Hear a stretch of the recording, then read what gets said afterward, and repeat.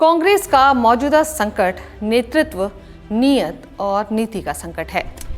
नेतृत्व राहुल गांधी, नीयत जिनके साथ हैं उनसे ही लड़ते हैं। नीति भविष्य के भारत की नीति नहीं है। बात है 1959 की। कांग्रेस अध्यक्ष यूएन ढेबर ने एक बैठक बुलाई थी। तब ये चर्चा चल रही थी कि ढेबर हटेंगे, और ढेबर हटेंगे तो माना जा रहा था कि नए अध्यक्ष होंगे कर्नाटक के दिग्गज कांग्रेसी नेता एस निजलिंगप्पा। जब ढेबर ने कहा कि उन्होंने पार्टी के नए अध्यक्ष के लिए बैठक बुलाई है, तो कामराज बोल पड़े कि अरे भाई, ये तो तय हो चुका है कि कौन बनेगा। ढेबर कुछ बोलते उससे पहले ही प्रधानमंत्री जवाहरलाल नेहरू के खासम खास माने जाने वाले लाल बहादुर शास्त्री बोल पड़े कि अध्यक्ष पद के लिए तो इंदिरा जी से पूछा जा सकता है। तब इंदिरा गांधी की तबीयत कुछ नासाज चल रही थी। कुछ नेताओं ने तबीयत को ही लेकर सवाल उठाए, तो नेहरू ने कहा कि इंदु की तबीयत तो बिल्कुल ठीक है। सारे नेता चुप रह गए। तब नेहरू के कद का कोई नेता कांग्रेस में नहीं था। कोई भी ऐसा नहीं था जो वंशवाद के इस बीज को रोपे जाने का विरोध करता। सबकी चुप्पी से कांग्रेस की अध्यक्ष बनी इंदिरा गांधी। पिता प्रधानमंत्री, बेटी पार्टी अध्यक्ष। लेकिन 65 साल में वंशवाद के इस बोझ को ढोते ढोते कांग्रेस के कंधे कमजोर हो गए हैं। उसकी रीढ़ की हड्डी इतनी भुरभुरी हो गई है कि बात बात पर टूट पड़ती है। हालांकि आज कहने को कांग्रेस का अध्यक्ष एक गैर नेहरू गांधी परिवार के मल्लिकार्जुन खड़गे हैं, लेकिन ये तो सबको पता है कि कांग्रेस का आलाकमान कौन है। नमस्कार, मैं हूं शांता सिंह और आप देख रहे हैं बोले भारत। बोले भारत में आज बात हो रही है कांग्रेस के संकट की। वो संकट क्या है? एक संकट है या अनेक हैं? इस सवाल के जवाब पर हम लोग सिलसिलेवार तरीके से चर्चा करते हैं। कांग्रेस के 3 सबसे बड़े संकट हैं: नीति, नीयत और नेतृत्व। लेकिन इन तीनों में भी नेतृत्व का संकट सबसे मौलिक संकट है। नेतृत्व ठीक नहीं होने की वजह से ना नीति साफ है और ना ही नीयत अच्छी नजर आती है। नेतृत्व संकट की वजह से ही 40 साल पहले तक की सर्वशक्तिमान कांग्रेस और 10 साल पहले तक देश पर राज करने वाली कांग्रेस में आज अफरा तफरी मची है। इसलिए सबसे पहले बात नेतृत्व की करते हैं। कुछ दिनों पहले ही कांग्रेस छोड़ते वक्त पूर्व सांसद संजय निरुपम ने कहा था, पार्टी में 5 पावर सेंटर हैं। एक सोनिया गांधी, दूसरे राहुल गांधी, तीसरे प्रियंका गांधी वाड्रा, चौथे मल्लिकार्जुन खड़गे और 5वें वेणुगोपाल। पार्टी की पावर 5 राज्यों में भी नहीं है, लेकिन पावर सेंटर 5 हैं।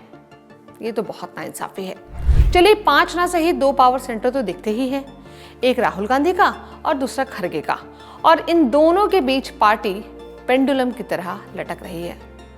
पार्टी कहीं भी ना तो चुस्ती दिखा पा रही है और ना सूझबूझ। राहुल गांधी का अस्थिर चित्त इसकी सबसे बड़ी वजह माना जा सकता है। वो कई बार कई मुद्राओं में आए हैं। आप याद कीजिए कि जब 2012 में यूपी में विधानसभा का चुनाव हो रहा था तो क्या हुआ।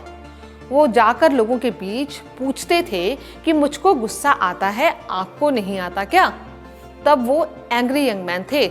उसी एंग्री यंग मैन वाली भूमिका में उन्होंने अपनी ही सरकार का अध्यादेश प्रेस कॉन्फ्रेंस में फाड़ दिया था। कुछ दिनों बाद Rahul Gandhi angry young man से तपस्वी वाली भूमिका में आए। कांग्रेस के जयपुर अधिवेशन में उन्होंने कहा कि सत्ता जहर है, क्योंकि उनको उनकी मां ने यही बताया था। वो जनता की बेहतरी के लिए, जन कल्याण के लिए जहर को पीना चाहते थे, महात्याग करना चाहते थे। ये घटना है 2014 के लोकसभा चुनाव से ठीक पहले की। ये और बात है कि जनता ने उन्हें और कांग्रेस को फिर से वो जहर नहीं पीने दिया। तभी से कांग्रेस लगातार जहर पीने की कोशिश कर रही है, लेकिन पब्लिक है कि मौका ही नहीं दे रही। तो भाई क्यों नहीं दे रही? तो इसका जवाब है वही अस्थिर चित्त। लोगों से ये पूछने वाले कि आपको गुस्सा क्यों नहीं आता, वही राहुल कहने लगे कि मुझे गुस्सा नहीं आता। फिर उन्होंने नफरत के बाजार में मोहब्बत की दुकान खोल दी, लेकिन कांग्रेसी ही उस दुकान में ताला लगाने पर आमादा हैं। कांग्रेस के सारे सेल्समैन दुकान छोड़कर जा रहे हैं। वो कांग्रेस, नेहरू गांधी परिवार और खासकर राहुल गांधी की दुकान सजाने की कस्में खाते थे। बारी बारी सब जा रहे हैं। ज्योतिरादित्य सिंधिया को ले लीजिए, जितेंद्र प्रसाद को ले लीजिए, आरपीएन सिंह, मिलिंद देवड़ा, अशोक तंवर, ये सभी राहुल की यंग ब्रिगेड के होनहार थे जो आजकल बीजेपी और उसके सहयोगियों की शोभा बढ़ा रहे हैं। तो सवाल ये उठता है कि फिर कांग्रेस से चूक हुई कहां? तो इसका जवाब मैं आपको बताती हूँ। कांग्रेस नेतृत्व की सबसे बड़ी चूक है उम्मीदें ना जगा पाना। वो दिन गए जब राजनीति में लोग मिशन से आते थे। अब सत्ता सुख की उम्मीद लेकर लोग आते हैं। ये उम्मीदें इस बात से और दरकती हैं कि कांग्रेस का नेतृत्व पार्टी के अंदरूनी संकट पर या तो शुतुरमुर्ग की तरह आंखें चुरा लेता है या फिर कोई फैसला लेता है तो डिजास्टर साबित होता है। पंजाब में विधानसभा चुनावों की बात करते हैं। चुनाव से ठीक पहले अपने मुख्यमंत्री कैप्टन अमरिंदर सिंह और नवजोत सिद्धू के झगड़े को कांग्रेस ने बहुत लंबा खींचा था। जब तक चन्नी को मुख्यमंत्री बनाया तब तक कांग्रेस वहां चवन्नी छाप हो गई थी, लेकिन पार्टी कई घटकों में बंट गई थी। खास बात यह है कि उस समय पंजाब का प्रभारी बनाकर उस हरीश रावत को चंडीगढ़ में फंसाए रखा, जिसकी सबसे ज्यादा जरूरत उत्तराखंड में थी। जब तक उनको उत्तराखंड भेजा गया तब तक काफी देर हो चुकी थी। फिर वहां इस असमंजस को कांग्रेस ने कायम रखा कि पार्टी जीती तो मुख्यमंत्री कौन बनेगा। नतीजा ये हुआ कि जिस उत्तराखंड में 5 साल में सरकार बदल जाती है, वहां बीजेपी दोबारा सत्ता में आ गई। इसी तरह कांग्रेस का नेतृत्व ना तो राजस्थान में अशोक गहलोत और पायलट का झगड़ा सुलटा पाया और ना ही मध्य प्रदेश में कमलनाथ और सिंधिया का, न छत्तीसगढ़ में बघेल और सिंहदेव का। आज हिंदी पट्टी के इन तीनों राज्यों में कांग्रेस की सत्ता नील बटे सन्नाटा है। ये संकट पार्टी के बाहर गठबंधन के स्तर पर भी दिखा। विपक्ष का गठबंधन इंडिया बना नहीं कि बिखरने लगा। कांग्रेस नेतृत्व ने इसको जोड़ने की कोशिश ही नहीं की। यहाँ तक कि अपने रवैये से इंडिया गठबंधन के सबसे मजबूत स्तंभ और सूत्रधार नीतीश कुमार को ही भगा दिया। आज नीतीश कुमार फिर से बीजेपी के साथ हैं और बिहार में इंडिया गठबंधन को हराने के लिए जी जान झोंक रहे हैं। याद कीजिए कि 20 साल पहले वाजपेयी सरकार के खिलाफ सोनिया गांधी ने कैसे विपक्षी दलों को जोड़ा था, लेकिन राहुल गांधी किसी भी विपक्षी नेता को अपने साथ साधने का कौशल नहीं जानते।